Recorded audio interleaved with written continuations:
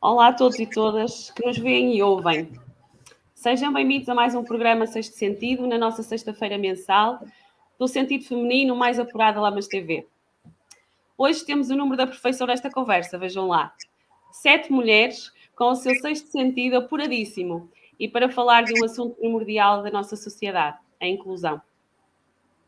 Teremos a nossa conversa moderada por mim própria, Alexandra Souza, e o nosso painel constituído pelas nossas convidadas, Clara Cadete, Olívia Nogueira, Elvira Batista, que se juntaram ao painel residente com Leonor Souza, Gorete Santos e Carolina Souza. Boa noite a todas.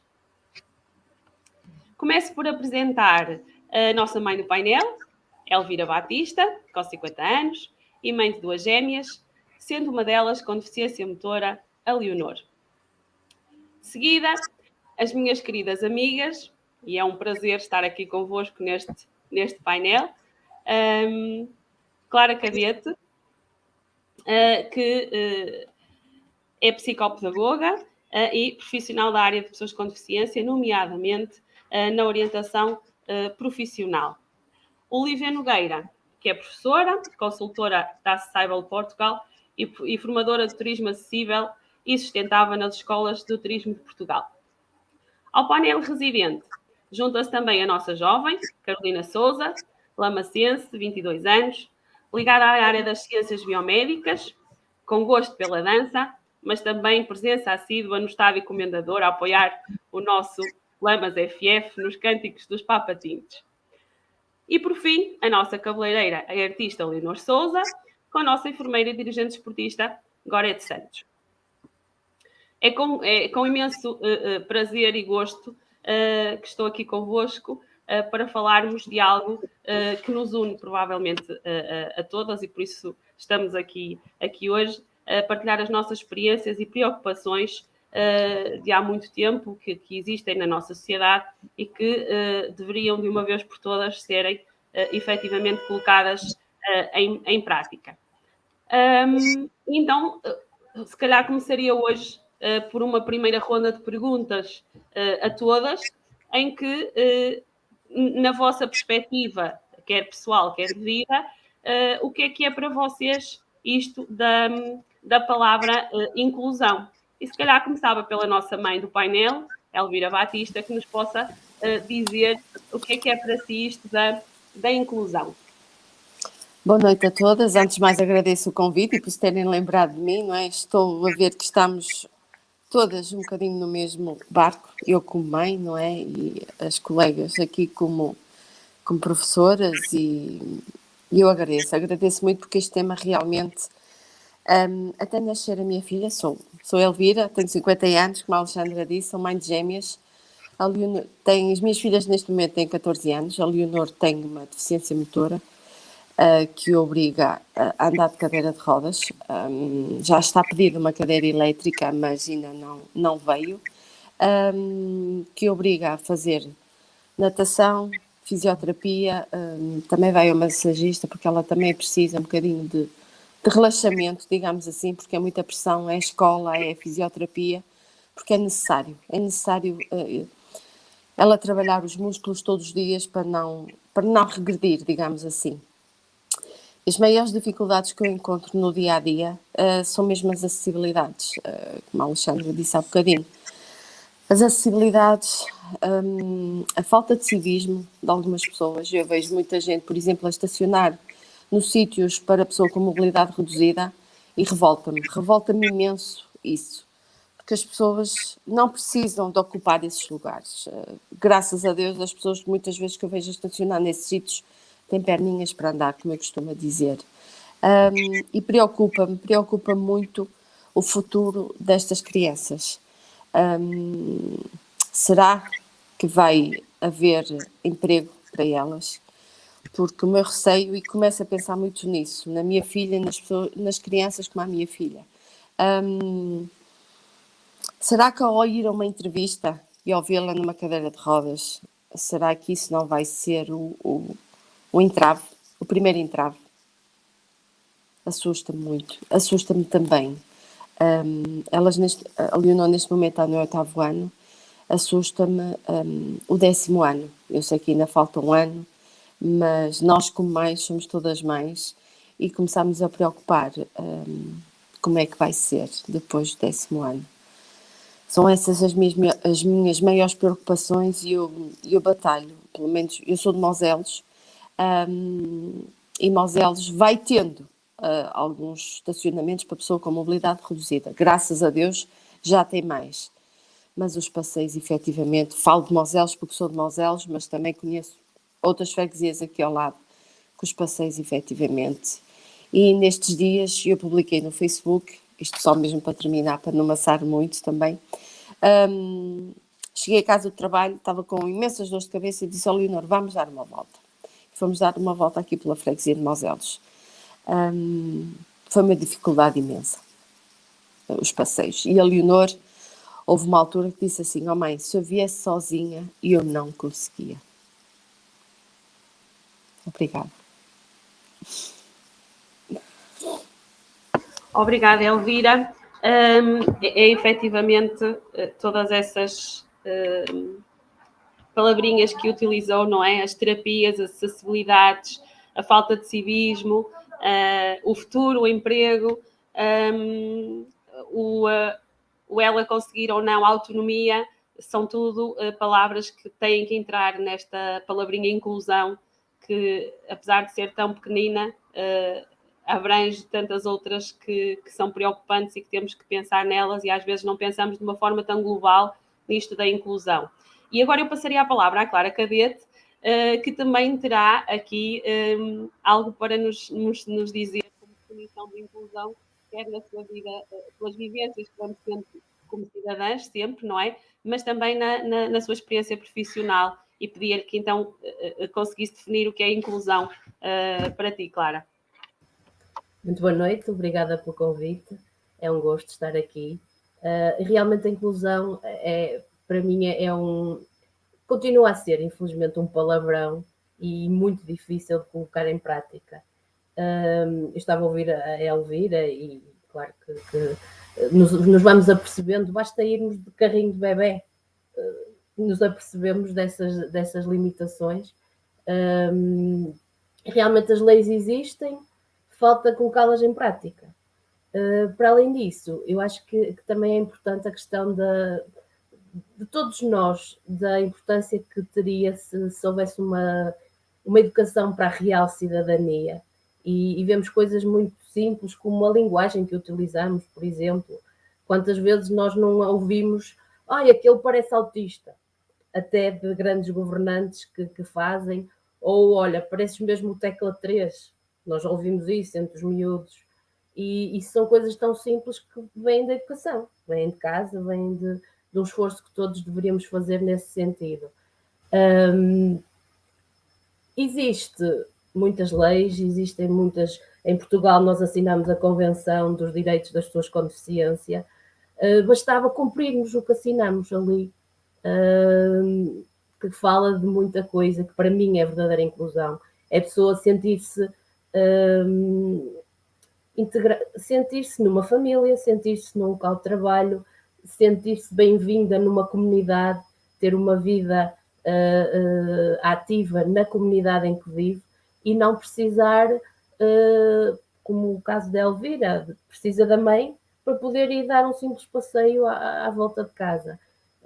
Felizmente existem agora os CAVIs, que nos deram um bocadinho de esperança, que são, não sei, se calhar explicando o que são os Centros de Apoio à Vida Independente, em que há técnicos especializados para apoiar as pessoas com deficiência, tanto motora como intelectual, como sensorial, e que vão tentando minimizar essas lacunas, muitas da própria condição da pessoa e muitas outras da própria sociedade, e da falta de acessibilidades, não só físicas, como até de documentação. Pessoas com déficit cognitivo não conseguem.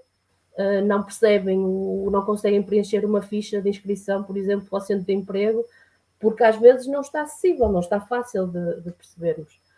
São pequeninas coisas que temos que continuar a lutar por elas, e eu costumo ser otimista e acredito que estamos no bom caminho. Claro que devíamos correr um bocadinho mais, e não andar tão devagar. Mas quero acreditar que vamos chegar lá e que a filha de Elvira ainda vai ter aí muitas oportunidades e muitas Leonores que existem neste país e que terão a oportunidade de ter uma vida mais justa, no fundo. Obrigada. Obrigada, Clara. É exato, acho que sim, a vida mais justa é uma palavra, se calhar, boa para definirmos inclusão também, não é? Portanto, é a busca da justiça e da equidade para estas pessoas que também, não só com deficiência motora, mas todas as outras que possamos ter e as especificidades que cada um de nós possa ter.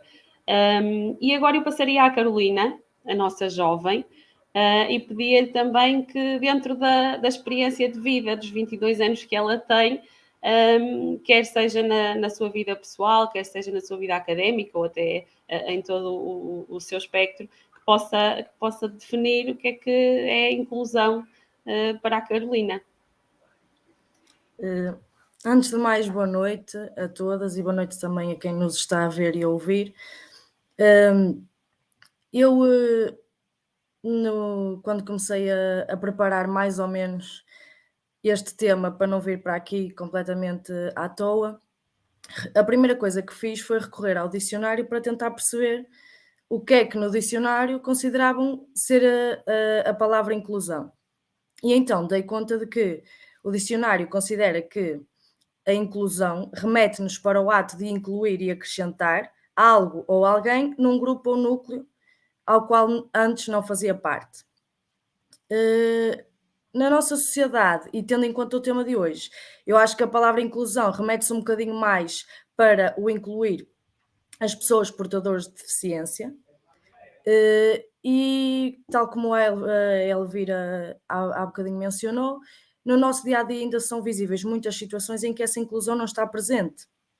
E às vezes são situações tão banais que nós nem nos damos conta e nem nos apercebemos que essas situações podem estar a excluir essas pessoas, como o simples facto de existirem rampas de acesso a pessoas que andam de cadeira de rodas, seja a supermercados, seja o que for. Mesmo em termos de nível escolar, aqui não tanto numa perspectiva de uma deficiência física, mas sim de deficiências de caráter mental. Por exemplo, e no caso eu ando na faculdade, e a verdade é que eu não posso assumir que os meus professores não tenham estratégias de ensino a essas pessoas, porque eu nunca os vi a ter que pôr isso em prática.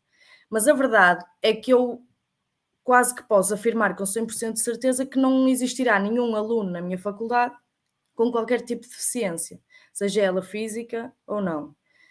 E eu não acho que isso, ou melhor, eu acho que aqui também se pode observar que a inclusão de facto não é uma realidade que está presente e que é assim que vigora tanto no nosso dia a dia, porque o facto de eu ter uma deficiência física ou de até certas deficiências mentais e tudo mais não têm que ser impeditivas para eu fazer. Obviamente que o sistema tem que ser adaptado, porque se eu tenho um deficiente com capacidade, ou melhor, com fraca capacidade auditiva ou alguém cego na minha turma, obviamente que as aulas para essa pessoa não poderão ser dadas da mesma forma como são dadas a mim, que consigo ver e ouvir.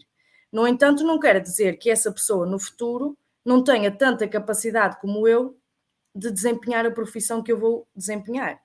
E falo no meu curso e em tantos outros. E obviamente que há determinadas profissões que têm que ser,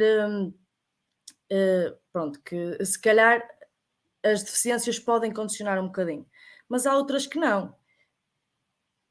Por exemplo, no caso da medicina, ok, obviamente que uma pessoa com uma deficiência visual ou auditiva terá muito mais dificuldades e nem sequer será permitido que seja cirurgião, porque obviamente são profissões que exigem que estejamos nas nossas condições ditas normais.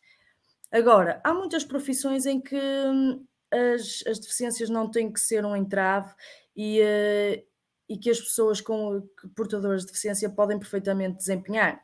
E é triste que nos dias de hoje essa inclusão ainda não esteja 100% patente no nosso cotidiano, até porque eu acho que as pessoas com deficiência são verdadeiros exemplos de superação e acredito que, por exemplo, pessoas como a Elvira, que convivam diariamente com esse tipo de pessoas, consigam ter uma perspectiva daquilo que é inclusão completamente diferente da nossa, porque no fundo eu, no meu dia a dia, como não convivo diretamente com essas pessoas, há certas situações, como o simples facto de dar um passeio e não o conseguir fazer sozinha, eu acabo por não me aperceber disso no meu dia a dia, porque eu não estou em contacto direto com isso. Ou seja, eu acho que o contacto entre nós e as pessoas portadoras de deficiência também nos faz ter uma perspectiva completamente diferente e perceber que realmente a inclusão está menos patente ainda no nosso dia a dia do que aquilo que nós imaginamos. Obrigada, Carolina. Realmente deste aqui uma perspectiva daquilo que é a tua visão e aquilo que a tua realidade te leva a refletir, e se calhar aquilo que disseste agora para finalizar é um pouco aquilo que a grande maioria da sociedade interpreta. Se não temos contacto com, somos menos sensíveis à situação, e parece que alguns dos problemas que existem nos passam ao lado. E eu lembro-me simplesmente, às vezes, a questão do estacionamento de pessoas para deficiência, não é? Nós vemos com muita facilidade esses lugares a serem ocupados com muita naturalidade, quando não pensamos que o outro que vem a seguir poderá precisar daquele lugar. E, portanto, aquilo que disseste é uma verdade. Agora passaria à Goretti, para nos dar também a versão dela do que é a inclusão, ela que tem aqui duas vivências também, para além de todas as outras, obviamente, mas quer no papel na saúde como enfermeira, quer no papel como dirigente desportiva, se calhar pode ter aqui também uma perspectiva diferente do que é a inclusão e também numa perspectiva pessoal, o que é a palavra inclusão na sua vida. Boa noite a todas, colegas de painel e convidadas, e boa noite também àqueles que nos estão a ver e a ouvir. Aquilo que vou falar em relação à minha profissão e ao facto de incluirmos essas pessoas dentro do meio hospitalar, e porque não trabalho no meio hospitalar daqui da zona, estou um bocadinho mais retirada, trabalho em Vila Real. Até há cerca de 6 meses atrás, 6 meses atrás, 7, trabalhava num serviço de urgência, e aquilo que posso dizer é que todo e qualquer, e atenção, falo daquela realidade, não conheço a realidade das outras instituições, mas ali aquilo que eu posso dizer é que todo e qualquer utente que entrasse dentro do hospital que tivesse uma limitação, ou motora, visual, auditiva no sentido não do ouvir mal, porque o ouvir mal, até nas pessoas de mais idade, nós já estamos habituadas a falar um pouco mais alto. Vou falar auditiva no sentido de não ouvir mesmo, de ser surdo. Esse tipo de pessoas era sempre acompanhado por familiar mais que teria sempre um acompanhante, mesmo quando ficavam internados. Havia alturas em que às vezes o acompanhante até não podia, outras vezes ia à casa arranjar as coisas e depois voltava, mas era-lhes sempre dada essa possibilidade, até porque muitas vezes o utente ficava muito mais calmo na presença dessas pessoas. Aquilo que posso dizer é que às vezes, e a Elvira também ainda não chegou a essa fase, mas lá chegará, aquilo que muitas vezes nós notávamos era que a partir dos 18 anos essas crianças deixam de ser atendidas na pediatria. E não vou dizer que é um grande, mas há um pequeno retrocesso na confiança que têm depois nos profissionais que estão com as crianças, com os jovens adultos.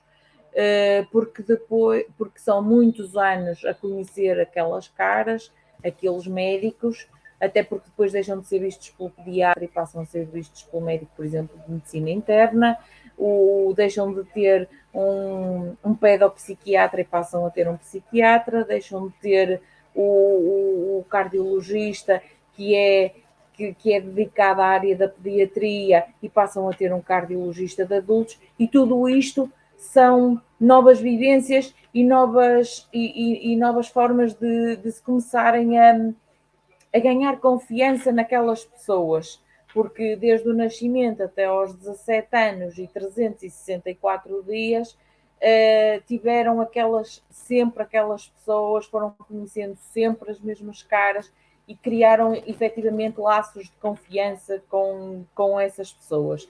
E há aqui algum receio, algum medo de quando se passa para uma urgência de adultos. Claro que isto são todos receios que nós, enquanto profissionais, também temos que saber lidar e tentar perceber e mostrar que do outro lado estava a minha colega da pediatria, deste lado estou eu, alguma coisa que eu precise, e muitas vezes às vezes a gente chega à pediatria e diz: olha, tenho aquela criança assim assim, ou aquele jovem adulto assim assim, se precisares de alguma coisa, diz, ou não sei o quê. Há sempre este tipo de, porque às vezes até porque são crianças difíceis de funcionar, muitas vezes optamos por não colher frascos de colheitas de sangue para adultos e vamos pedir às colegas da pediatria os frascos de sangue de pediatria, porque como são difíceis de fazer colheitas, achamos que será melhor optar por esta via e tentarmos ir mostrando alguma confiança também aos pais ou acompanhantes que seguem e que acompanham estes jovens adultos e adultos mais. Depois, ao fim de alguns anos, já essa confiança se consegue, já se consegue, mas até lá é um bocadinho mais complicada.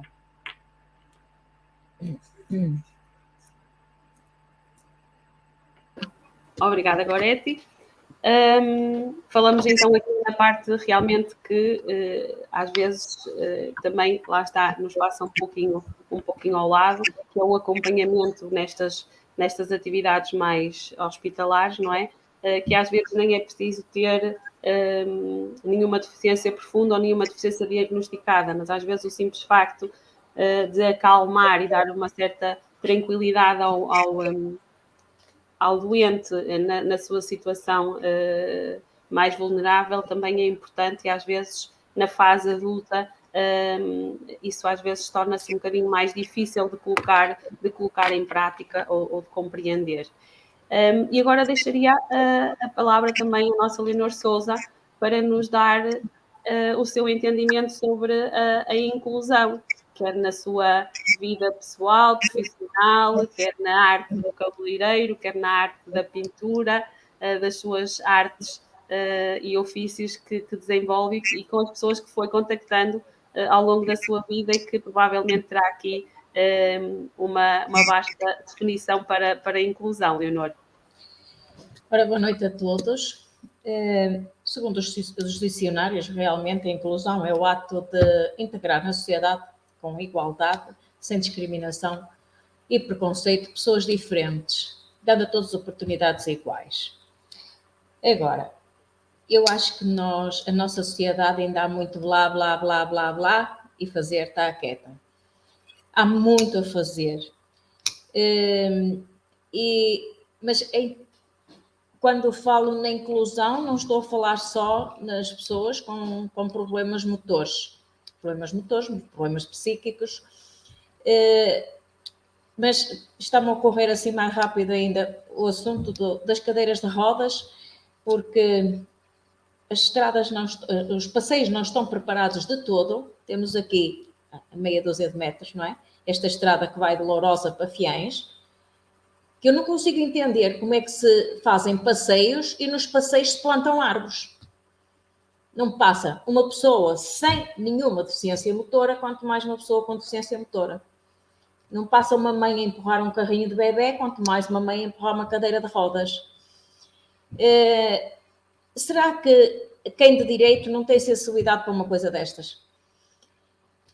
Quando penso em inclusão social, com todos os direitos iguais, penso em pessoas que realmente são seres vivos, seres que pensam, seres que têm direitos, são de carne e osso como nós, que tiveram a fatalidade de ter nascido com algum problema e que devíamos todos, não somos nós mulheres como mães, que acabamos por sentir muito mais, porque somos mães, não é? Estamos mais sensíveis a estes problemas, mas é toda a sociedade. Há uma coisa que me intrigou toda a vida. Eu dei formação durante 25 anos, como já vos disse, e passou-me pela mão meninas principalmente, que não conseguiam fazer o ensino, a formação no ensino normal, e eram encaminhadas para cursos. Encaminharem-me meninas para cabeleireiras com síndrome de Asperger, trissomia 21. Eu acredito que aquelas meninas, em alguma profissão, poderiam encaixar, mas não era na minha. Assim como uma menina, uma adulta, que pesava, não chegava a 40 quilos, com anorexia total, ela não tinha força para segurar um secador, e obrigaram-na a fazer o curso de cabeleireira.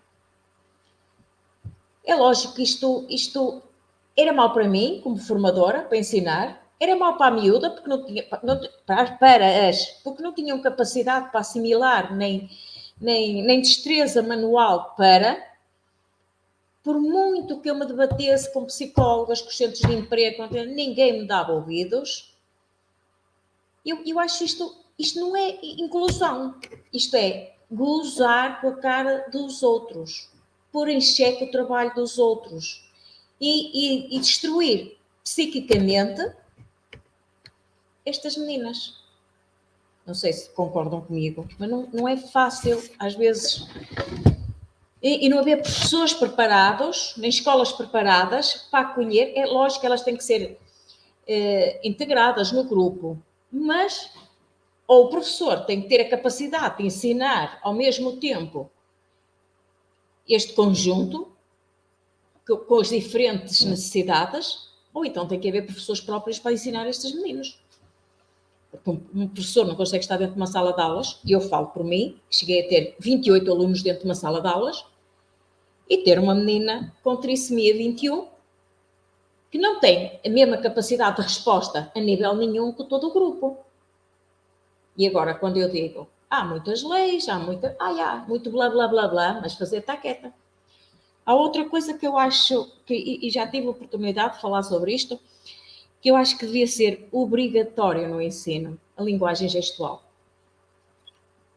Perde-se tanto tempo com disciplinas que não dão para nada, não é? E linguagem gestual devia ser universal, devia ser obrigatório aprender nas escolas. Pelo menos o básico. Porque há muita gente surda, muda. Muito mais que aquilo que nós pensamos.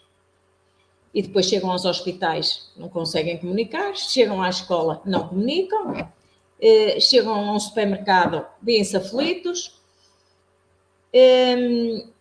Tem sido um tema que acaba por mexer com algumas pessoas, mas não o suficiente para conseguirmos criar estruturas para que a inclusão deixe de ser tanto blá, blá, blá, blá e passe a ser uma realidade. Temos que olhar para o outro e pensar, eu tenho que lhe criar as condições que eu queria para mim. A sociedade tem que criar condições que quer para cada um de nós. Porque uma mãe, eu imagino o desespero da Elvira. Se calhar até nem consigo imaginar na totalidade. Agora, o problema dela, onde é que eu vou pôr a menina na escola? O governo devia apoiar o transporte dessas crianças. Isso não devia ser problema dos pais, devia ser problema do governo. Já que tantas outras coisas é problema do governo, porque é que essas não são? Eu tinha aqui, a sério, isto mexe Obrigada. a igualdade toda. Vou dar a palavra à outra, senão amanhã ainda estou na mesma tecla. Obrigada, Leonor. E deste aqui o mote para algumas questões, para a Olívia Nogueira também dar a sua definição de inclusão, que também tem, tal como a Clara, bastante experiência com este público e sendo proativa também nestas situações quer de acessibilidade e como professora de português também provavelmente sensível a esta questão que abordaste da língua gestual, e daria a palavra à Olívia para nos definir aqui, na sua perspectiva, o que é a inclusão. Ok, Alexandra, obrigada. Antes de mais, obrigada pelo convite. Boa noite a todos. Para mim, a inclusão, acima de tudo, é um caminho e é um caminho que está a ser construído. Não é? Às vezes custa-me ouvir dizer que não se faz, não acontece, quando na verdade no terreno nós estamos a fazer e está a acontecer. Se calhar não se faz e não acontece na perspectiva de se calhar nós não publicitamos tanto quanto devíamos o trabalho que está a ser feito. E vou aproveitar para partilhar um bocadinho. Eu prometo que não me vou alongar, Xana, está bem? Se eu começar a falar muito, faz-me um sinal e eu paro. Mas tenho aqui duas perspectivas diferentes. A perspectiva do lado do ensino e a perspectiva do lado do turismo, porque estou a trabalhar nas duas áreas e a trabalhar na área da inclusão nas duas áreas. Num dos espaços, e é onde a Clara trabalha também, portanto já nos conhecemos há uns anos, já trabalhei com a Alexandra também, aquilo que nós fazemos na formação profissional de jovens com limitações ou com deficiência é exatamente aquilo que a Leonor estava a dizer que não se faz, não é? Que é o trabalho que nós tentamos fazer no terreno com estes jovens que nos chegam e custa-me um bocadinho ouvir dizer que alguém com trissomia 21 não vai conseguir ser cabeleireiro, por exemplo. Se calhar uma delas não vai conseguir, mas se calhar outras vão, e há bons exemplos e há boas práticas de formação profissional em que as pessoas, quer seja com trissomia, quer seja com autismo, qualquer que seja a limitação que elas têm, elas demonstram capacidade e demonstram a vontade de aprender. E aqui nós temos que alargar um bocadinho o leque, não é? Falar da inclusão é este caminho que está a ser feito, está a ser construído, mas acima de tudo somos nós, enquanto sociedade, não é? E enquanto profissionais, enquanto pais, enquanto pessoas que se preocupam com estes temas, que temos que fazer as coisas acontecer, não é? E o fazer acontecer é, ok, eu tenho um filho com deficiência, o meu filho está na escola, ele tem direito a, e se ele tem direito eu tenho que batalhar por isso. Se calhar não devíamos ter que batalhar, devia ser algo que já estava interiorizado e que já estava enraizado e bastava o meu filho ter deficiência e eu ter direito e acesso a todas as... Desculpem, o Covid não ajuda a falar muito. A ter direito e a ter acesso, lá está, ao transporte para a escola, a ter o apoio do professor de educação especial, a ter todos os apoios de que estas crianças, jovens, adultos necessitam para claramente estarem integrados e incluídos na sociedade. Mas somos nós, enquanto sociedade, que vamos ter que fazer, construir e vamos ter que fazer acontecer.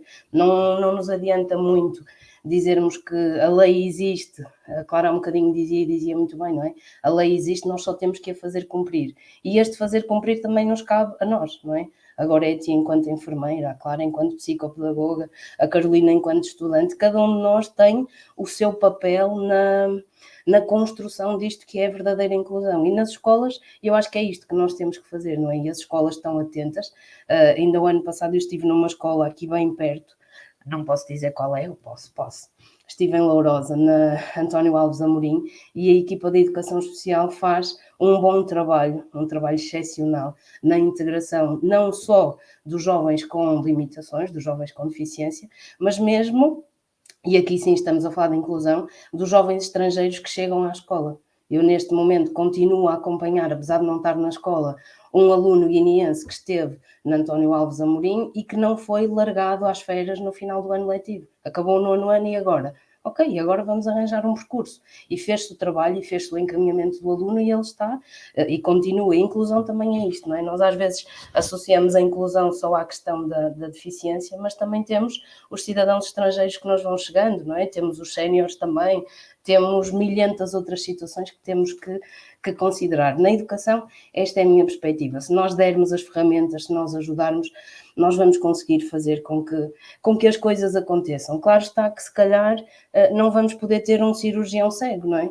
Hoje, se calhar, não podemos, daqui a 50 anos, com a evolução da ciência, não sei, vamos ver o que é que acontece, mas somos nós que temos que dar estas ferramentas. E depois, relativamente à questão das acessibilidades, a Elvira falava um bocadinho da questão, não é, dos passeios e do sair com a filha e a dificuldade que ela teve e que a Elvira também teve em circular. Também existem projetos que estão neste momento no terreno exatamente para melhorar a questão das acessibilidades. E Santa Maria da Feira é um dos municípios que se tem esforçado. Não vou falar especificamente das juntas de freguesia porque não posso, não é? Mas a nível de Câmara, a Câmara tem feito um esforço grande também para que a inclusão aconteça. Basta pensarmos, por exemplo, nós temos agora a decorrer em Santa Maria da Feira o Festival de Teatro de Rua, não é? O Imaginários. E temos um Imaginários que é acessível. Claro que não é tudo acessível. Não vamos criar ilusões de que vamos conseguir ter tudo 100% acessível para toda a gente. Para a pessoa em cadeira de rodas, para a cega, para a surda, para a pessoa com limitações motoras. Não, mas é o tal caminho de que eu vos falava um bocadinho e que acho que é importante. É o caminho que se está a construir. E já temos, e aqui passando à cultura, passando ao turismo, que é outra das áreas onde eu venho trabalhando, é isto, que é nós pensarmos que, por exemplo, o Museu de Lamas já fez um relatório de acessibilidade. Isto mostra o quê? Mostra que os responsáveis pelo museu estão preocupados e querem fazer acontecer, querem ter a rampa no sítio certo, têm uma casa de banho adaptada. Depois a questão é, ok, mas e como é que as pessoas chegam lá? Descem escadas. Se calhar a casa de banho é que não foi bem pensada, nem foi bem colocada, mas vamos arranjar estratégias. Quem diz Lamas diz o Museu do Papel também, o Museu dos Loios.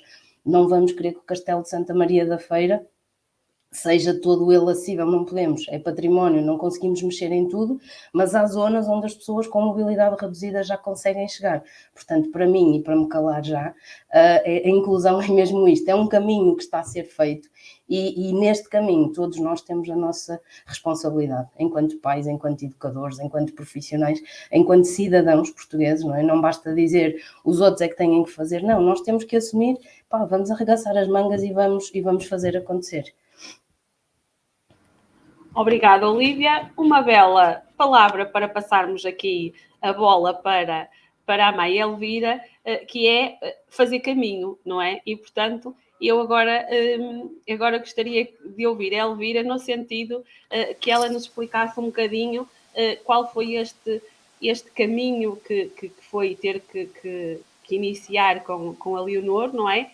O próprio caminho que a Leonor faz nesta sua vida, qual é que é, se calhar, assim, a problemática mais abrangente, não é? Que consegue identificar, sejam elas as dificuldades nas terapias, sejam elas a própria dificuldade da Leonor em entender as situações, a própria vida da família da Elvira e da Leonor.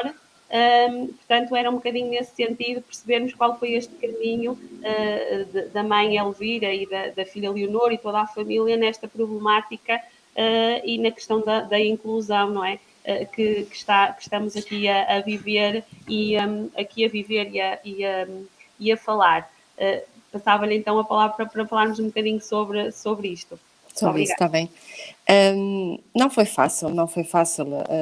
Logo no início do nascimento da Leonor não descobrimos a patologia. Só aos 8 meses é que foi diagnosticada a paralisia cerebral à Leonor. A partir daí foi tudo novo para nós cá em casa. Tivemos que adaptar o quarto de banho, depois mais tarde. Aqui no prédio, eu vivo num apartamento, falei com o condomínio, eles fizeram uma rampa de entrada, o que foi, nesse aspecto eles foram 5 estrelas, não tem problema nenhum. Pedi aqui um estacionamento para a pessoa com mobilidade reduzida aqui no prédio, que muitas vezes é ocupado por outras pessoas. Pronto, mas isso já estamos habituadas e eu também já me vou habituando e às vezes chego e estaciono o carro atrás, assim as pessoas têm que buzinar para eu ir lá tirar o carro e depois eu explico porque é que estacionei atrás, pronto. Às vezes para-me assim o relógio de vez em quando, pronto. E às vezes é preciso ensinar mais do que a própria sinalética. Não deveria ser, mas pronto. E foi tudo novo para mim. A Carolina estava a falar, a Leonor, a Olívia, pronto, a Clara e a Gorete estavam a falar. E é verdade, eu fui mãe aos 35 anos. Até aí eu via muitas crianças com deficiência, mas confesso que não me dizia nada. Pronto, não olhava, pronto, e dizia, meu Deus, não deve ser fácil. Quando foi diagnosticada a Leonor, isto foi tudo muito novo para nós. Tivemos que fazer o luto, digamos assim, e tivemos que arregaçar as mangas e ir em frente. Quando nos dizem a nós, esta menina nunca vai falar, esta menina nunca vai comer sozinha, esta menina nunca vai escrever.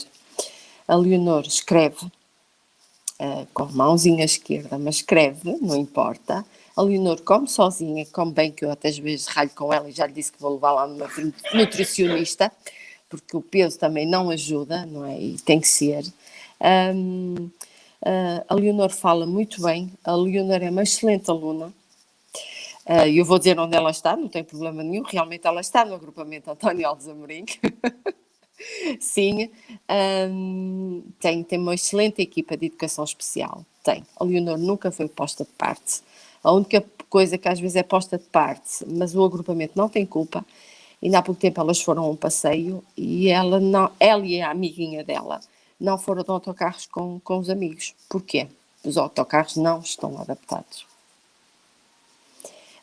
E isso vai ser mais uma batalha que nós vamos ter que arregaçar as mangas pelo menos um autocarro tem que ser adaptado, porque eu não penso só na Leonor. As pessoas uma pessoa idosa com uma bengala tem dificuldade, uma pessoa com muletas tem dificuldade. Portanto, nós estamos aqui a falar no caso da Leonor, mas há muitas Leonores. Pronto, e a partir daí, como eu estava a dizer, quando foi diagnosticado, foi arregaçar as mangas e começar com as fisioterapias. Inicialmente ela começou com fisioterapia e terapia ocupacional, mas depois isso já não foi necessário, graças a Deus. Mas ela teve sempre o acompanhamento dos pais, desde o início. Aceitámos a problemática da Leonor, isso é meio caminho andado não para a cura, mas para que ela melhore e para que ela tente enfrentar o futuro a sorrir, como a Leonor está sempre a sorrir. Quem for ver o meu Facebook, vê que a Leonor está sempre a sorrir. Mesmo na fisioterapia, ela está sempre a sorrir. Mas pronto, a menina também de vez em quando também se cansa. E há uns tempos atrás, a um sábado, a ir para a fisioterapia, ela disse, porquê que eu tenho que ir para a fisioterapia? Porquê que eu não sou como a minha irmã? Porque um sábado, porquê que eu tenho que ir para a fisioterapia? Às vezes ela também é normal, é perfeitamente normal. Nós que somos ditos normais também nos revoltamos com a vida, nos cansamos. Imaginem uma criança com 14 anos se revoltar e, como a Alexandra me estava a questionar, o futuro dela, o futuro da escola, o futuro do emprego e o futuro dela querer um dia sair, não sei, ir para uma discoteca, por exemplo, não sei como é que vai ser. Estão preparados? As discotecas? Não sei. Os bares estão preparados? Acho que não. Isso vai ser mais uma frustração. Se calhar não. Mas... entender que estou-me a lembrar daqueles dois irmãos que andam a correr mundo a fazer as suas corridas, não é? Sim. O irmão na cadeira e ele e o irmão a puxar. Vamos acreditar que vamos chegar a um ponto em que os próprios amigos se vão unir para que, tal como este fim de semana realizou o sonho de correr em Moselos, não é? Portanto, teve aqui a colaboração dos amigos e, portanto, vamos acreditar que a sociedade se vai transformar ao ponto de que realmente ela possa ir à discoteca, possa ir ao teatro ou aquilo que ela gosta, sem os pais estarem com a preocupação, será que ela vai conseguir, será que ela vai estar bem? E eu acredito que nós podemos ser o bocadinho que faz a diferença e por isso estamos aqui hoje a falar sobre isto e por isso estamos aqui a falar e o universo junta-se aqui os agrupamentos escolares, junta-se aqui os conhecimentos, por alguma razão será. E eu agora E a aproveitar esta questão que também foi aqui abordada, não é? Que a Elvira fala também relativamente ao futuro, ao emprego, e a Clara Cadete, na sua profissão, tem aqui um papel primordial também nestas questões, porque ela própria orienta e ajuda nas escolhas e na parte profissional, e acompanha mesmo posteriormente nos estágios e o nosso desejo era que realmente o estágio depois fosse concluído com um emprego efetivo, e essa é uma das nossas desilusões, entre aspas, não é? Porque às vezes não correspondem da forma que nós gostaríamos que assim acontecesse. Mas a Clara poderá agora dar-nos aqui, se calhar, uma ajuda para percebermos daquilo que conhecemos, como é que funciona esta questão da parte profissional, o estágio e o emprego, que é algo que, de certeza, não é um pensamento só da Elvira, mas de todos os pais que tenham estas crianças e jovens adultos com estas problemáticas, desde deficiência motora, deficiência intelectual, dificuldades de aprendizagem, que muitas vezes chegam às mãos da Clara e que ela tem que orientar. Podes nos ajudar, Sim. Clara? Sim, vou, no fundo, partilhar o que vivemos todos os dias.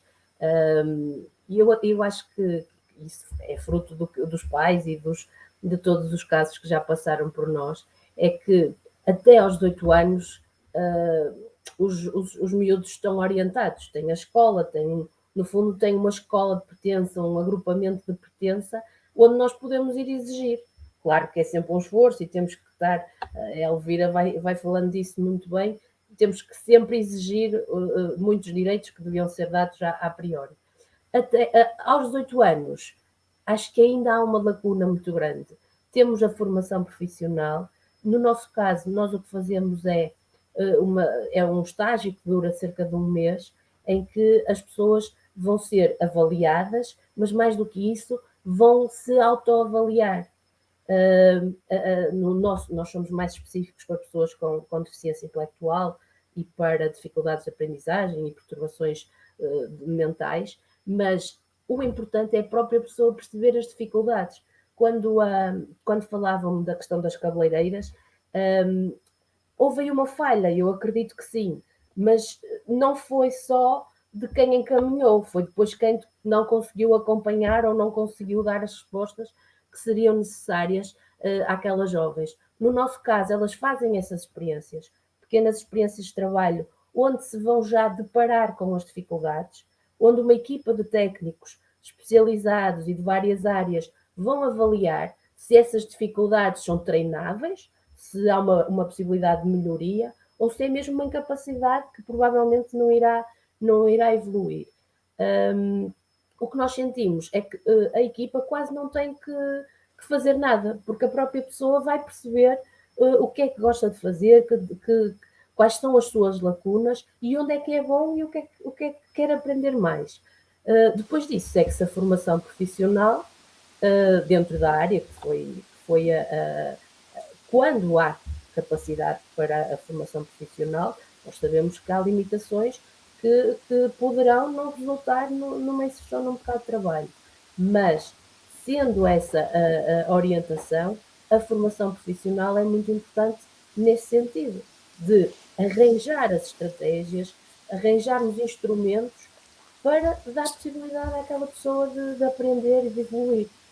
E muitas vezes não está em manual nenhum, não está escrito nos livros, está na nossa vontade de ser criativo e de ouvir as necessidades da pessoa. Passa por coisas muito simples. Nós neste momento temos alguns casos de autismo, pessoas com autismo, em que é muito nós estarmos atentos às limitações reais e uma simples adaptação que é explicar-lhe o que é que vai fazer no dia a seguir muda completamente a postura da pessoa no estágio. São coisas muito simples e que não vêm em livro nenhum. Nós fomos-nos apercebendo disso ao conhecer as pessoas. E são estas pequenas adaptações que temos que fazer no dia a dia e que vão permitir que estas pessoas consigam inserir a formação profissional, consigam concluí-la com sucesso e depois chegam a mais uma batalha, não é? que era a que a Alexandra dizia, que é conseguimos um estágio, o estágio corre lindamente, com algumas adaptações, a pessoa para estágio foi fantástica, quando chega a altura de contratar, ai não dá, não temos ninguém que o apoie, pronto. É verdade, Elvira, eu não vou estar aqui a florear, eu digo o seu suspiro, não vou florear, é a realidade que temos. O que é que falha aqui? Falha uma sensibilidade dos próprios empresários. Há apoios. Uma pessoa com deficiência, o patrão só tem que pagar uma percentagem do ordenado, digamos que é a produtividade daquela pessoa. O que é que acontece? Ou porque não conhecem a legislação, ou, e aí eu percebo a grande dificuldade, é a morosidade dos processos. Porque eu, para contratar uma pessoa, para ter acesso aos apoios, se calhar estou meio ano, e nesse meio ano eu tive que estar a apoiar a pessoa sem ter o retorno. São essas pequenas coisas que é preciso limar. Mas, mais uma vez, eu digo, a legislação existe, está tudo lá. É preciso, lá está, como os pais e mães fazem, arregaçar as mangas e exigir os direitos. Eu acredito, e cada vez mais eu vejo isso no meu dia-a-dia profissional, que as coisas estão a melhorar e que cada um de nós tem essa obrigação de ser sensível a estas coisas e de fazer exigir os direitos.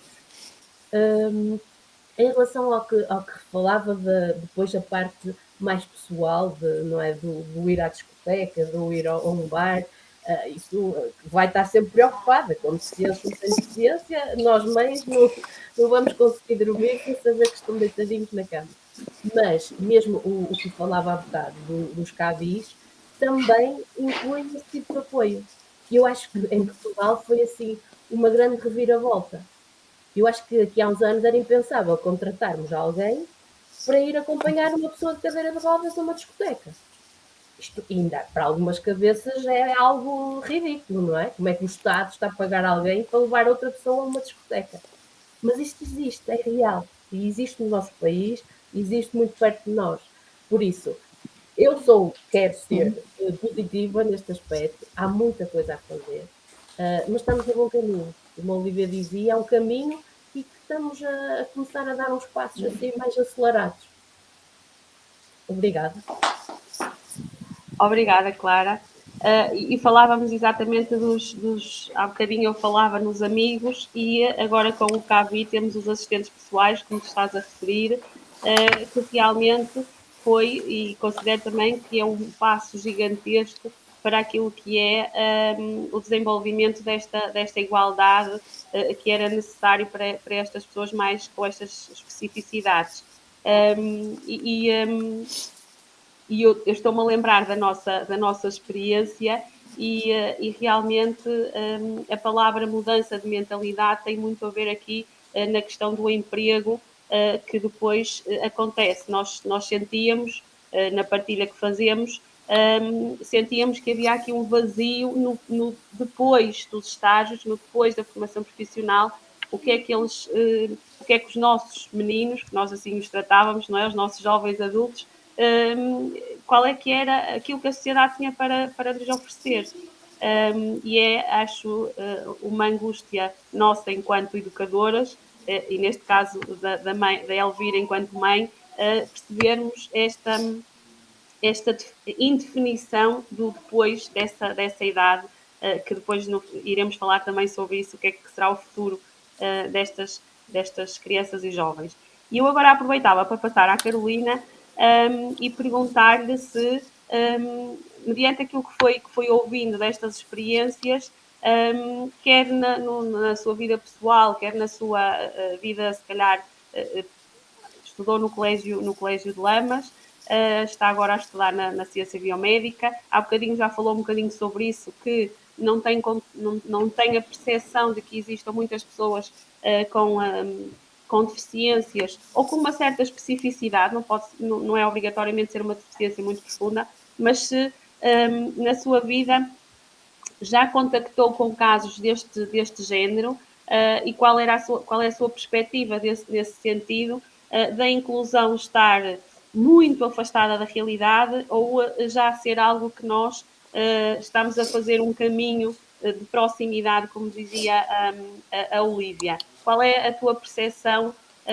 Há bocadinho já falaste um bocadinho sobre isto, mas qual é a tua percepção real e que contacto é que tens com pessoas que possam ter estas limitações? E qual é que é a tua postura perante isto? Se calhar hoje, que te preparaste para o tema inclusão, e qual é a tua perspectiva agora ao ouvires estas questões que foram aqui levantadas?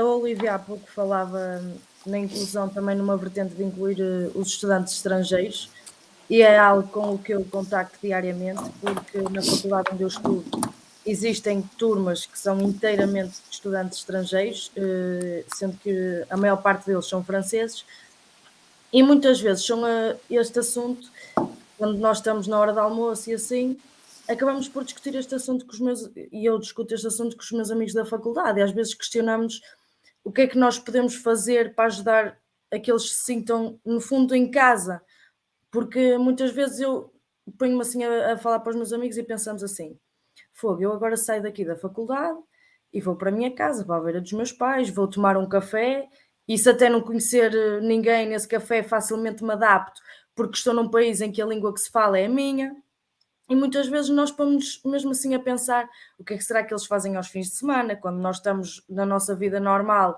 e eles continuam no mesmo sítio da faculdade porque é lá que vivem, como é que eles vão aqui e acolá. A maior parte deles só sabe falar o francês e muitas vezes vão a restaurantes e tudo e sentem dificuldades em comunicar, e por acaso a minha faculdade nesse aspecto trabalha no bom sentido, porque, por exemplo, no meu caso, eu tenho determinadas cadeiras no meu curso, um estudante francês que esteja a tirar exatamente o mesmo curso que eu, além de todas as cadeiras que eu também tenho uma cadeira extra que é o português. Ou seja, eles no primeiro ano, o curso é dado todo em francês e tem português. A partir do segundo ano de curso, algumas das cadeiras já vão ser dadas inteiramente em português. E isto, no fundo, é uma maneira de os incluir, porque eles, ao conseguirem falar a nossa língua, acabam também por conseguir incluir-se melhor na faculdade, porque muitas vezes, por muito que eu ou os meus amigos tentamos ajudar, nós também não temos a capacidade de conseguir comunicar com eles, porque eu falo por mim, eu não sei falar francês. Portanto, eu por muita vontade que tenha de os ajudar, ou se calhar de os convidar para se sentarem comigo à mesa, eles vão se sentir excluídos na mesma, porque eles não vão estar a perceber a maior parte das coisas que nós vamos dizer, nem nós vamos ser capazes de comunicar na língua deles. Mas pronto, e isto são situações do dia-a-dia, que muitas vezes nós não nos damos conta, mas às vezes surge esse assunto comigo e com os meus amigos e dá que pensar. E também nos faz levar a outras vertentes, porque às vezes ponho a pensar, da mesma maneira que eu não sou capaz de incluir um estudante estrangeiro na minha mesa do bar ou da cantina a almoçar, será que a minha faixa etária está adaptada para ter uma pessoa que seja surda à nossa beira? Levanta-se um bocado a questão que a Leonor há bocado mencionou da linguagem gestual. E é verdade que nós devíamos de ser capazes todos de comunicar dessa forma, porque se eu tiver uma pessoa que seja surda na mesma mesa que eu não sou capaz de comunicar com ela. E isso não devia de ser assim, porque a exclusão também começa aqui. Da mesma forma que, e por exemplo, eu na situação da a queima das fitas do Porto foi há pouco tempo, e eu deparei-me com uma situação no recinto do queimódromo que foi inesperada, mas ao mesmo tempo deu-me a esperança de que a minha faixa etária realmente está a trabalhar no bom sentido e no sentido da inclusão, porque eu vi um rapaz que, dentro do recinto de queimódromo, a empurrar a cadeira de rodas de um amigo.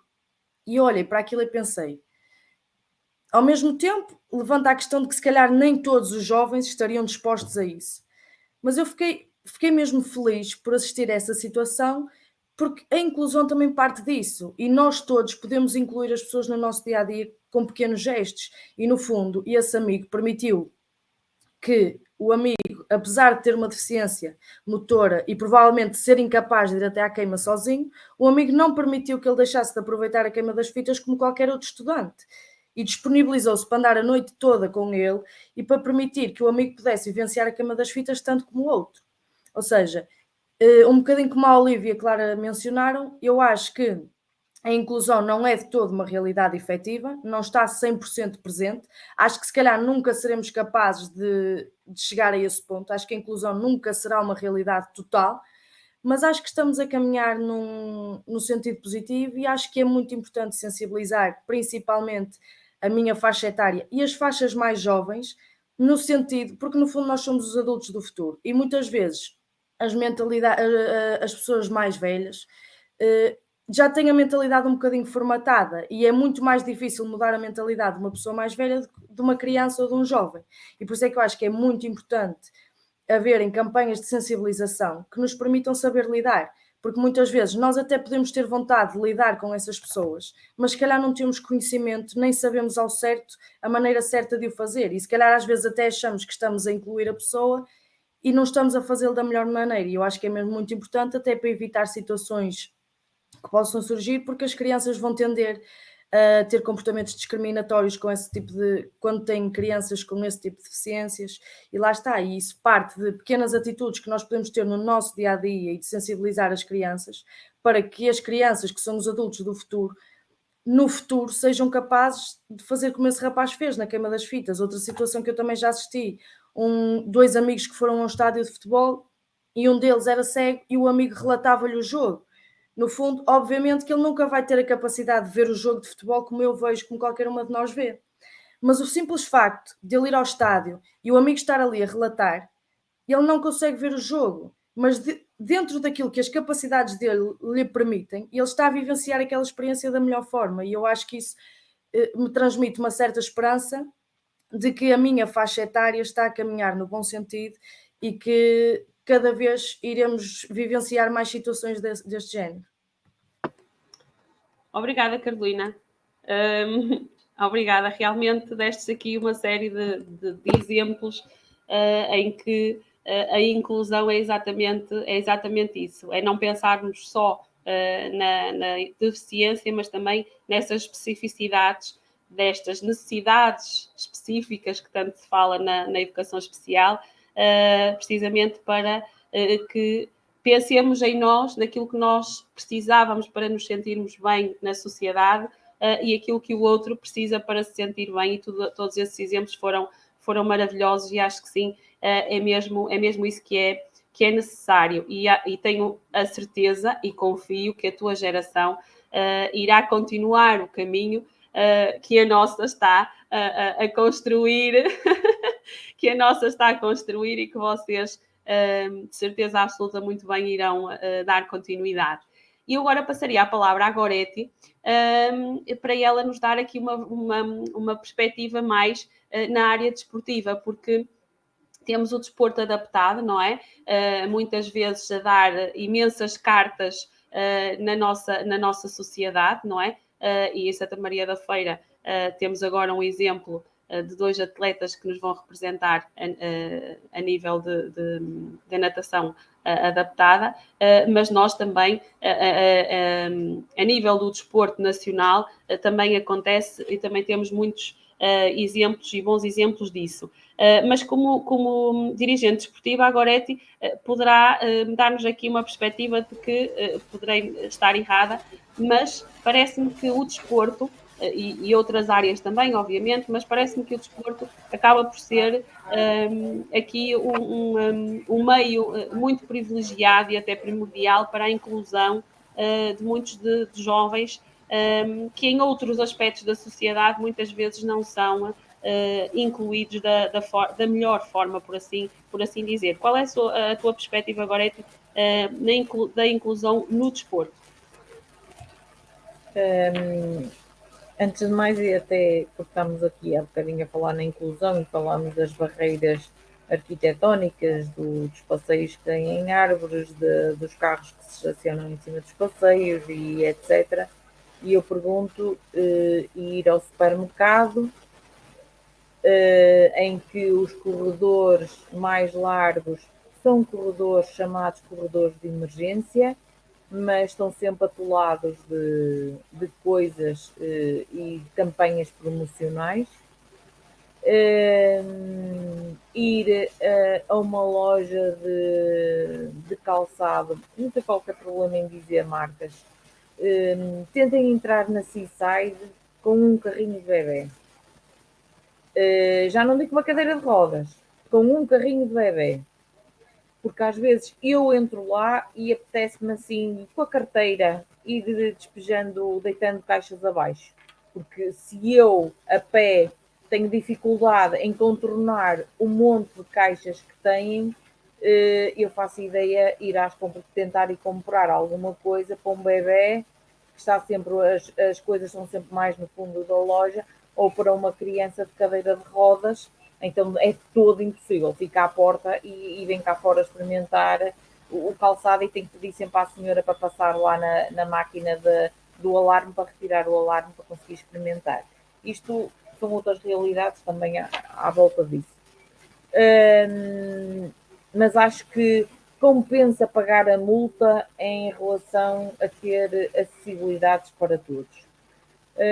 Em relação àquilo que me questionaste, Alexandre, em relação à inclusão dos jovens no desporto, acho que sim, sem dúvida, é um dos passos a dar e que fazem com que eles se sintam mais integrados naquilo que conseguem fazer. Pronto, há determinados desportos que é possível fazer com deficiência motora, outros que será mais difícil, em que, mesmo que tenham uma deficiência motora, obriga a que, por exemplo, se jogue em cadeira de rodas, por exemplo, é o caso do basquetebol adaptado, o voleibol sentado, mesmo que se tenha algum tipo de limitação motora, que até poderia perfeitamente jogar, apesar de ter essa limitação, mas que obriga a que está assim feito o regulamento para de forma a que todos possam estar no mesmo pé de igualdade, e é assim que está feito o regulamento para o desporto adaptado. No caso do hóquei em campo, até há uns tempos atrás, cerca de 2, 3 anos atrás, denominava-se para hóquei. Essa denominação caiu por terra e denomina-se hóquei, em inglês é hóquei ID, em português é hóquei deficiência intelectual. Ou seja, os praticantes de hóquei em campo, na sua maioria, são praticantes com deficiência intelectual e não tanto deficiência motora. A deficiência motora que se possa verificar normalmente é, por exemplo, uma pessoa que tem uma assimetria de força nas mãos, por exemplo, e em que apenas segura o stick com uma mão e consegue fazer-se condução de bola e etc. Mas tem igualmente a deficiência intelectual. Não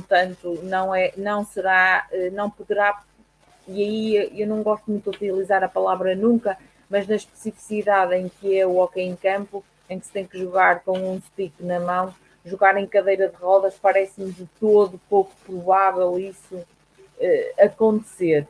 Mas, como eu digo, não gosto de utilizar a palavra nunca.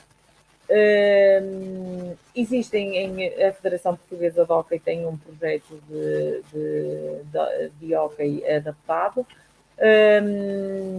Já foram por 2 vezes campeões europeus.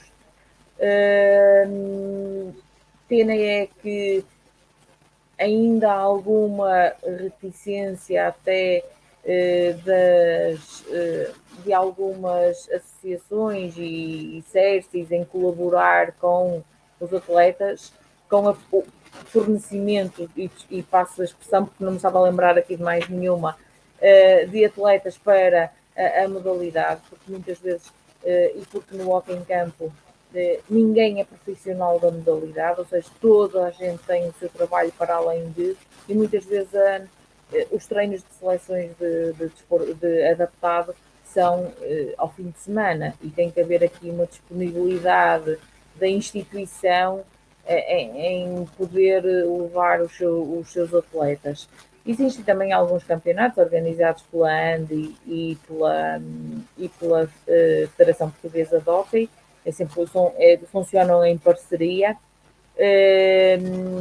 mas existem muito poucos clubes até ao momento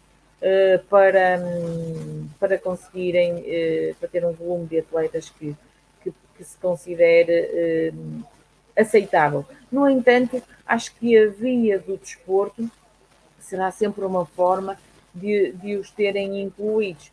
Se calhar um atleta que tenha um autismo, e porque o autismo tem várias formas vai desde uma coisa muito ligeira que passa praticamente despercebido à maior parte das pessoas, a um síndrome muito mais severo e em que toda a gente consegue reparar que há ali, pode não saber o que é, mas que há algum problema. E acho que em relação a isso, acho que enquanto conseguimos ainda colocar esses atletas nos escalões ditos normais, digamos assim, mas a partir de determinada altura já não se consegue tanto, mas não quer dizer que, claro que o tentar sempre incluir naquilo que será o mais normal possível, e quando fala normal nunca sabemos muito bem o que é normal. Eu penso que para uma pessoa que tenha algum tipo de limitação ou algum tipo de deficiência, eles é que são os normais. Eles são assim e ponto. Embora muitas vezes se sintam um pouco excluídos da sociedade, porque também querem ir ao multibanco e não conseguem, porque queriam ir, como há bocadinho a Olivia referiu, por exemplo, no Museu do Lamas, até queriam ir à casa de banho e não dá porque tem as escadas. Pronto, mas se calhar há uma série de coisas que não se conseguem ainda mobilizar. Mas eu penso que o desporto será sempre a via para tentarmos incluir estas pessoas naquilo que será a sociedade. Tem que haver, sim, disponibilidade também das próprias associações dos próprios locais onde essas pessoas estão inseridas, no sentido de também ajudar a incluí-las, porque a maior parte das vezes, não será tanto a maior parte, mas vai-se vendo, porque muitas vezes os pais não têm possibilidades de descolocar-se aqui ou ali, ou até porque não têm carro, ou porque não têm condições financeiras para fazer essa deslocação, para levar o filho, que até gostava que ele participasse, até gostava que ele fizesse uma atividade, e acho que tem que haver uma disponibilidade um bocadinho maior das associações e dos locais onde estas crianças e jovens estão inseridos, para que eles, por via do desporto, também se sintam incluídos na sociedade. Obrigada, Gorete. E passando agora aqui, relativamente às artes também, iria passar à Leonor para ela nos dar aqui a perspectiva de que se a arte, juntamente com o desporto, também poderá ser um meio privilegiado para a inclusão, e se tem ideia da realidade que conhece. Se existem artistas que já viram as suas portas fechadas devido a alguma necessidade específica que possuíssem, ou se isso também acabou por ser uma vantagem para a situação em si. Qual é a sua perspectiva da arte na inclusão para este tema? Aproveitava também para dizer a quem nos está a ver e ouvir, se quiser deixar algum comentário, alguma pergunta, que o pode também fazer. Então, para darmos continuidade, quase a finalizar o nosso programa. Leonor, a arte poderá ser uma porta fechada ou uma porta aberta para a inclusão? Eu penso, e aquilo que me vou percebendo, pelo pouco que tenho viajado pelo mundo fora, que a arte é sem sombra de dúvida, a forma mais subtil de unir pessoas, independentemente da cor, do sexo, da condição física ou psíquica. Porque a arte, eu sinto que a arte é a forma que mais portas abre a qualquer pessoa. Porque eu, quando falo na arte, não falo só na pintura. É claro que o meu mundo é a pintura e é do qual eu tenho um conhecimento muito mais real, muito mais palpável, porque tenho colegas, artistas, pintores que pintam com os pés, porque não têm braços, pintam com a boca, porque não têm pés, pintam divinamente bem, muitíssimo melhor que eu. E muitos deles sem formação académica. Agora, há uma parte da arte que eu acho que preenche qualquer ser, que é a música. Através da música, eu penso que há qualquer pessoa com a maior das limitações consegue sentir a música. E não digo tocar ou fazer música, porque todos nós fazemos sons, não é? Que se não é com a boca, é com as mãos, é com os pés. Então eu acho que realmente a arte é sem sombra de dúvida, a forma mais abrangente para incluir qualquer pessoa, com qualquer limitação. A não ser... Então, a música, é lógico, é uma barreira para quem não ouve, ou para quem não fala, mas a pintura não é. A pintura torna-se uma barreira só para quem não vê. É um mundo fascinante. A arte nas várias vertentes, quer a música, quer a dança, quer o teatro, a pintura, a escultura. Conheço pessoas com as mais variadas limitações nas diversas formas de arte. Podemos dizer então aqui que aquilo que é as áreas que são mais livres, por assim dizer, poderão ser aqui um mote mais... Deixa-me só dizer-te uma coisa. Pai, há 2 anos e meio fiz um trabalho no Conselho da Feira com cerca de 40 jovens porque trissomia 21, eles têm 40, 50 anos e parecem muitíssimo mais novos. Um trabalho de pintura fabuloso no Hospital da Feira. Tenho aqueles momentos gravados para o resto da minha vida. Porque a motivação, a alegria, a forma de se expressar, eu acho interessante.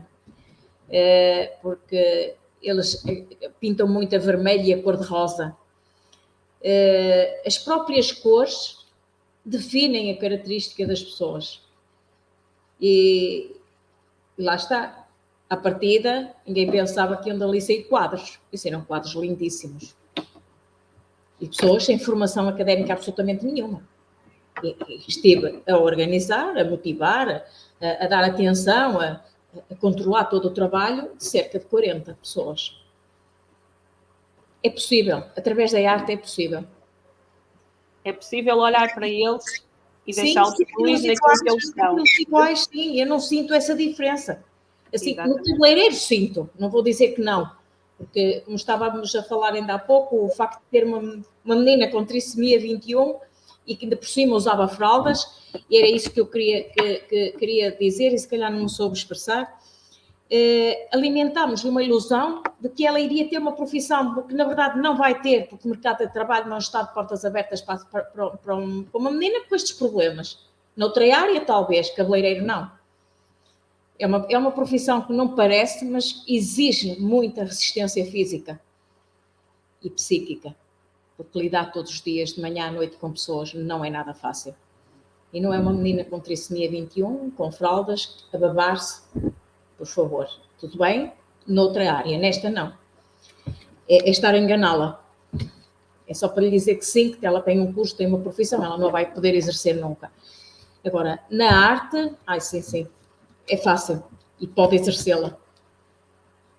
E aquilo que depende de mim, eu deixo o alerta constantemente no Conselho da Feira e eu estou disponível para ensinar. Adoro ensinar. E quando digo ensinar, não imponho nem sexo, nem limitação física, nem psíquica. Porque eu acho, ou penso que tenho capacidade para lidar com este tipo de pessoas. Obrigada, Leonor. É exatamente isso. Muitas vezes temos que pensar não só naquilo que é possível, mas também na expectativa que é criada, aquilo que é o melhor para aquela pessoa, e daí o trabalho que a Clara desenvolve é extremamente importante no sentido de primeiro temos que experienciar, primeiro temos que ver o que é que gostamos mais, o que é que somos capazes, e eles próprios são capazes de perceber, experienciando as várias áreas, eles próprios são capazes de assumir aquilo que, olha, na verdade eu sou capaz disto, mas não sou capaz daquilo. Portanto, eles próprios são capazes disso, às vezes por uma questão de números ou de necessidade de formação, colocam-se alguns, se calhar, em sítios menos justos àquilo que eles são capazes de fazer. Mas é importante ficar aqui a nota de que, havendo uma área específica para aquilo que eles são capazes de ser pessoas válidas, com muita produtividade na nossa sociedade. E agora finalizava com a Olívia, no sentido de lhe perguntar, finalizava esta última ronda para irmos para as despedidas, nas cidades que visitas, enquanto consultora e naquilo que tens que analisar numa sociedade mais acessível, para o turismo acessível, e aqui no turismo acessível falamos, como já referimos aqui, não só para pessoas com deficiência, mas para todo tipo de acessibilidades que são necessárias, até para o idoso, até para alguém que anda com umas canadianas por uma situação esporádica. Nas cidades que tu visitas para fazeres estes teus relatórios, o que é que tu notas mais, o que é que te chama mais a atenção? Quais são os aspectos mais recorrentes que tu assinalas para correção futura? Não é muito fácil, não é, fazer uma listagem, porque há coisas que já estão muito bem feitas, há coisas que estão muito mal feitas. Isto não na perspectiva do eu sei tudo sobre acessibilidade, não. Também eu estou a fazer este caminho de aprendizagem. Na Accessible nós estamos agora com um projeto com a CIM Alto Minho e estamos a visitar 50 equipamentos culturais nos municípios do Alto Minho e vamos integrar também alguns eventos, ou seja, o Festival Paredes de Cor este ano vai ser analisado sob o ponto de vista da acessibilidade, a Bienal de Cerveira, o Festival de Jardins de Ponte Lima, e portanto aqui é sinal de que alguém dentro de uma comunidade intermunicipal pensou que, ok, nós vamos criar um projeto, e um projeto que se chama exatamente Cultura para Todos, não é? Indo ao encontro do que a Leonor estava a dizer, através da arte nós conseguimos sem dúvida nenhuma incluir, temos é que estar predispostos para isto, e este projeto Cultura para Todos tem-me permitido, numa fase anterior já tínhamos começado, por isso é que vos falei do Museu de Lamas, dos Loios, porque este trabalho também foi feito aqui. O que é que nós fazemos nestas visitas? O contacto direto com as pessoas que estão a trabalhar, não é? Eu costumo brincar, dizer, no dia em que eu puder deixar de falar de inclusão, vou ser a pessoa mais feliz do mundo.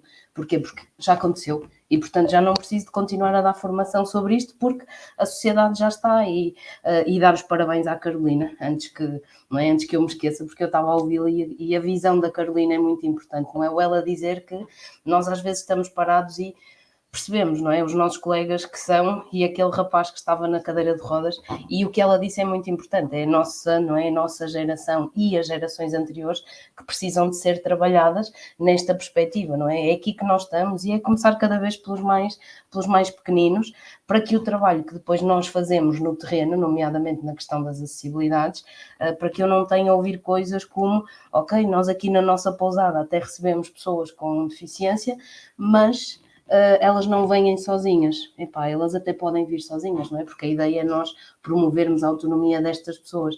E o responsável que me disse isto teve tudo a ver com uma casa de banho que ele dizia que era adaptada, e eu, que sou um bocadinho teimosa, dizia-lhe, olha que não, porque tem um degrau de 17 centímetros para entrar na zona da banheira, portanto não me parece que alguém, utilizando uma cadeira de rodas, vá conseguir usar esta banheira. E aquele senhor me diz, não venha com histórias, porque quem vem com eles pega neles e atira-os lá para dentro. Esta perspectiva do quem vem com eles, pega neles, atira-os lá para dentro, só eles, a mim já me deu ali algumas coceiras, não é? E depois respirei fundo. A Alexandra e a Clara conhecem-me como uma pessoa extremamente calma, mas precisei de respirar fundo, não é? E explicar ao senhor a perspectiva não pode ser esta. E é um bocadinho, Alexandra, tu também usaste um termo que para mim é essencial quando se fala de inclusão, que é mudança de mentalidades. É aqui que nós temos que trabalhar e na área do turismo é o desafio que nós temos enfrentado no terreno, que é, eu até posso ter o meu equipamento com uma rampa de acesso, e se calhar a Elvira vai concordar comigo também, a rampa de acesso está lá, o elevador está, as portas têm a largura suficiente para que eu consiga entrar com a cadeira da minha filhota, mas a Elvira um bocadinho também disse, estamos à espera de uma cadeira de rodas elétrica, vai mudar tudo, não é? Porque uma cadeira de rodas manual numa porta de 78 centímetros passa, à partida, uma elétrica se calhar já vamos ter um problema porque ela é mais larga, e um pequenino ressalto de 3 centímetros ou 4, que numa cadeira de rodas manual, eu costumo brincar e dizer, fazemos o cavalinho com a cadeira, não é? E ultrapassamos aquele obstáculo, numa elétrica isto não vai acontecer, e o trabalho que nós estamos a fazer no terreno é este, é visitar equipamentos turísticos, hoteleiros, hotéis, praias, restaurantes, museus, bibliotecas, todos os equipamentos que se proponham ou que nós chateamos até o momento em que nos dizem a porta está aberta, podem vir, e analisar a nível de acessibilidades o que é que estes equipamentos têm. E aqui não só para as pessoas em cadeira de rodas, mas abrangendo, não é? Reparem, já se falou aqui várias vezes da comunidade surda e da dificuldade que nós temos de identificar. A Carolina também dizia, se eu tiver alguém surdo na faculdade eu não sei, não é? Porque eles não andam com o treiro a dizer que são surdos. Pensando, por exemplo, na questão da sinalética de emergência, nós sabemos que a sinalética de emergência é sonora, ok? Para que é que serve para uma pessoa surda?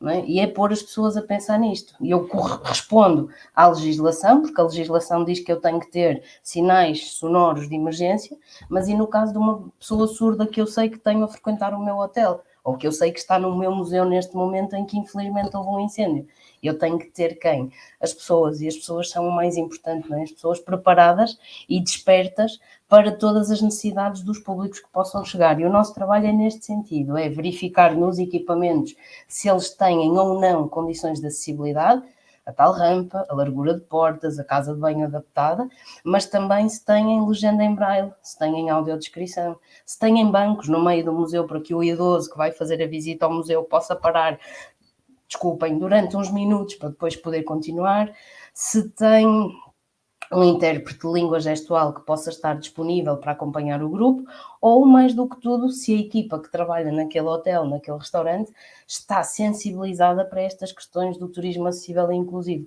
A nossa ideia, ou aquilo que se quer passar, é que nós temos que preparar a nossa oferta turística para receber todas as pessoas. Não vamos estar a pensar, não é, só nos cegos, só nos surdos, só na cadeira de rodas, vamos pensar em todos. E se nós nos prepararmos para receber bem todas as pessoas, o nosso trabalho está feito. E este trabalho, nós depois como é que o disponibilizamos? Porque às vezes, não é, voltando ao início, porque eu sei que tu queres terminar, não é, Xana? Mas voltando ao início, que é, às vezes a informação é que não chega às pessoas, e este trabalho está todo compilado numa plataforma online, que é a plataforma Tour for All, e que tem exatamente informação sobre os recursos turísticos que nós já auditamos. O que é que isto significa? Por exemplo, a Elvira decide que quer ir passar um fim de semana à Viana do Castelo com o marido e com as filhas, não é? Se calhar a Elvira está-me ali a dizer que sim, mas antes de ir vai ter que pensar em tudo, não é? Penso mesmo. Pronto. É verdade. Então, e é isto, e esta plataforma, Elvira, serve nesta perspectiva também. Não é só para a pessoa com limitação, mas é para os seus acompanhantes também. Imaginando, por exemplo, a Elvira quer ir a Viana, e eu estou a falar de Viana porque é o sítio onde tenho estado a trabalhar mais nos últimos tempos, a Elvira entra na plataforma e por Viana do Castelo vai conseguir ver quais são os hotéis que nós já auditamos, quais são os restaurantes que nós já auditamos, quais os museus e por aí fora, e em função das características da Leonor, é a Elvira que vai decidir se aquele hotel está ou não de acordo com as necessidades da Leonor e com aquilo que a família quer. Ou seja, nós não atribuímos um selo de acessibilidade, não é? Porque às vezes as pessoas perguntam, Olívia, ok, mas vocês dão um selo, tipo um hotel de 5 estrelas de acessibilidade. Não, não é esta a nossa missão. A nossa missão é mostrar aquilo que existe. O hotel tem estas características, entrando na plataforma consegue-se ver isso tudo, porque tem fotografias, tem medidas, e lá está, a pessoa com limitações ou os seus acompanhantes é que vão decidir aquilo que querem fazer. Há muito trabalho feito, tal como na educação, mas o caminho ainda está a ser construído, não é? E pela primeira vez estamos a alargar esta análise aos eventos turísticos, não é? Nunca ninguém, se calhar, tinha pensado, há um bocadinho a Carolina dizia, gostei de ver um rapaz em cadeira de rodas e o amigo que foi com ele, mas porque teve o amigo que o levou, não é? E a Carolina também dizia isto, mas se calhar se nós passarmos a informação sobre os eventos às pessoas, se as pessoas conseguirem ir a uma plataforma e perceberem o que é que existe, elas de forma autónoma, quando o conseguem fazer, claro está, porque há situações em que têm que ir acompanhados, têm as características e vão. E esta acho que é a mais-valia neste momento no Turismo Portugal, é ter-se finalmente percebido, e é uma batalha já desde 2010, portanto há 12 anos que andamos a partir pedra neste sentido. Nós brincamos muito e dizemos, andamos de evangelho na mão, não é? Andamos a evangelizar as pessoas para dizer que é importante, mas Deus queira que não precisemos de continuar muitos mais anos nisto, não é? As pessoas depois dizem, mas ficas sem trabalho. Não faz mal, mas Portugal é inclusivo, portanto outra coisa há de aparecer para fazer a seguir. E acho que é isto. Obrigada, Lídia, pela tua partilha. E como vocês já viram, o que era de 1 hora passou para 1h30, portanto, como eu não quero que vocês, me digam que o programa não cumpriu o horário, e não cumpriu mesmo, mas acho que a conversa estava bastante interessante. Quero agradecer às pessoas também que estiveram cá connosco e que nos desejaram boa noite e bom programa. E queria deixar então só aqui, pedir-vos que deixassem uma nota de despedida dentro daquilo que vocês queiram aqui transmitir. Nós tínhamos aqui uma perguntinha final que era, e o futuro, o que é que se espera deste futuro da inclusão, mas poderemos, se quiserem responder essa questão de uma forma rápida e sucinta, podem fazê-lo, ou então deixar aqui uma última palavra sobre isto que estivemos aqui hoje a conversar de uma forma uma perspectiva tão alargada na sociedade. E eu começaria pela Elvira, para nos deixar então aqui as notas finais, e se quiser falar um bocadinho sobre o futuro ou não. Não, muito rápido mesmo. Programa. Sim, o programa efetivamente era para durar menos tempo, penso eu, não é? Mas eu continuava aqui porque realmente eu hoje aprendi imensa coisa, e obrigada pela partilha, muito obrigada mesmo, e dizer que pronto, o caminho faz caminhando, não é? E vamos acreditar que vamos conseguir ter um Portugal ainda mais inclusivo. Está bem? Muito obrigada. Obrigada e boa noite. Clara, podes deixar então as tuas notas finais? Eu acho que a Elvira roubou-me as palavras, eu acho que é mesmo o caminho. E acho que se o fizermos desta forma, em que unimos esforços, em que partilhamos conhecimentos, em que sabemos ouvir, vamos conseguir chegar lá, seja onde isso for. Como já disseram, a 100%, acho que a Olívia nunca vai ficar sem emprego, nesse sentido, mas porque depois surgem outras incapacidades, surgem outras limitações. Isso, eu acho que o ser humano tem acho que é mais valia, que estamos sempre a evoluir, mas acho que é isto, é sensibilizar, é lutar, porque eu acho que todos temos que lutar pelos nossos direitos e pelos direitos, e ajudar as pessoas com deficiência a lutar pelos seus direitos, e continuar no caminho. Obrigada por este convite e por esta partilha. Gostei muito de estar aqui. Obrigada. Carolina, as tuas palavras sábias para o final. Em jeito de conclusão, eu acho que realmente estamos a evoluir no sentido positivo e no sentido de que a inclusão seja cada vez mais presente no nosso dia-a-dia.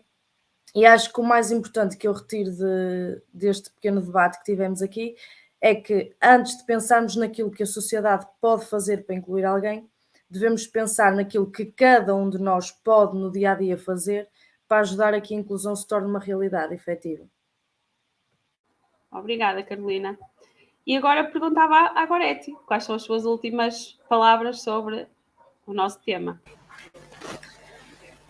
Sobre o nosso tema, eu acabei um bocadinho por ser a culpada da sugestão do tema, mas penso que será sempre um tema pertinente e que se falássemos nele todos os meses teríamos assunto para falar.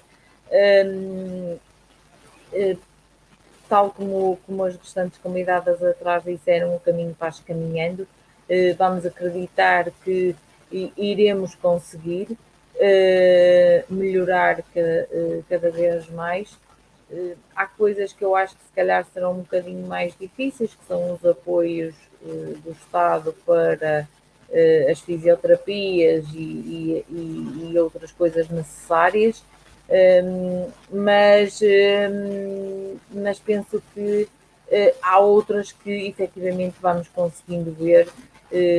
Se antigamente uma pessoa com deficiência estava confinada à sua casa ou à instituição que frequentava de segunda a sexta-feira, hoje já vemos que isso não será tanto assim e que já saem muito mais de casa e que se mostram na rua e que não há tanta vergonha de esconder.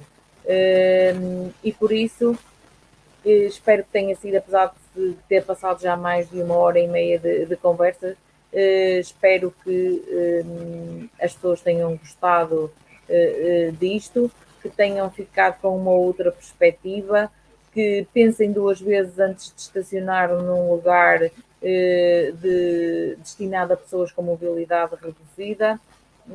Os 5 minutos que a pessoa pensa que vai demorar às vezes são 10 e quando saiu do carro 2 minutos depois chegou uma pessoa com mobilidade reduzida a precisar daquele lugar de estacionamento.